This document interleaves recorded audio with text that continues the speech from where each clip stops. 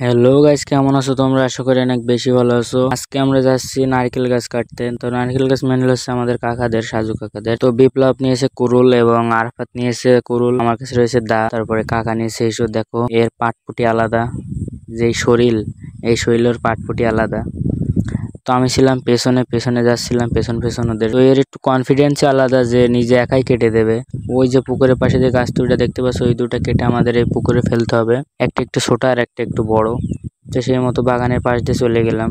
তো গিয়ে আমি কাটা শুরু করলাম। প্রথম কোপটি মেরে বুঝলাম যে গাছটি নরম কিন্তু ভেতর থেকে শক্ত। গাছটি মোটা, সেহেতু অনেক সময় লাগতে পারে। আর পাশের ওই গাছটা আরাফাত কাটছিল। আরাফাতের এই গাছটা ছোট অনেক এবং নারকেল হয় না বলে কেটে দেওয়া। তারপরে দেখলাম ও কাটতে কাটতে হঠাৎ কুরুলটা ভেঙে গেল। কুরুলটা ভাঙার পরে ও অন্য পাশের আরেকটা বাড়ি থেকে কুরুল নিয়ে আসলো। আমি এই পাশে কাটতেই ছিলাম, যেহেতু কাটতেই হবে। বিপ্লবকে বললাম রাস্তার ওই পাশ থেকে ভিডিও করতে, তো রাস্তার ওই পাশে গিয়ে ভিডিও করছিল। ভিডিও করতে করতে আরাফাতের গাছটি প্রায় কেটে ফেললো। তারপরে আমি যেটা কাটছিলাম ওইটা আমরা দুজন মিলে কাটছিলাম, যেহেতু এটা একটু মোটা এবং ভেতরে শক্ত, সেই জন্য একা কাটতে পারছিলাম না। আরাফাতে একটু হেল্প করার পর ওটাও কেটে ফেললাম। তারপরে আমরা সবাই বাসায় এসে কাঁঠাল খাচ্ছিলাম ফ্যানের নিচে বসে। তো কাঁঠাল হয়ে গেছে অল্প ছোট, আর আমরা লোক হয়ে গেছি মেলা। কাঁঠাল অনেক মিষ্টি ছিল, এই জন্য তাড়াতাড়ি ফুরিয়ে গেল। দেখতে দেখতে কাঁঠাল শেষ হয়ে গেল। কাকাকে বললাম কাকা আর একটা কাঁঠাল আনেন। কাকা সে মতো আর একটা কাঁঠাল আনলো, কিন্তু মিষ্টি কাঁঠাল খাওয়ার পরে এই কাঁঠালটা একটু কম মিষ্টি বলে এটা আর ভালো লাগছিল না কারোর মুখে। এটা অল্প খেয়ে আমরা ধুয়ে আসতে বললাম। তারপরে আটিগুলো আমরা উড়িয়ে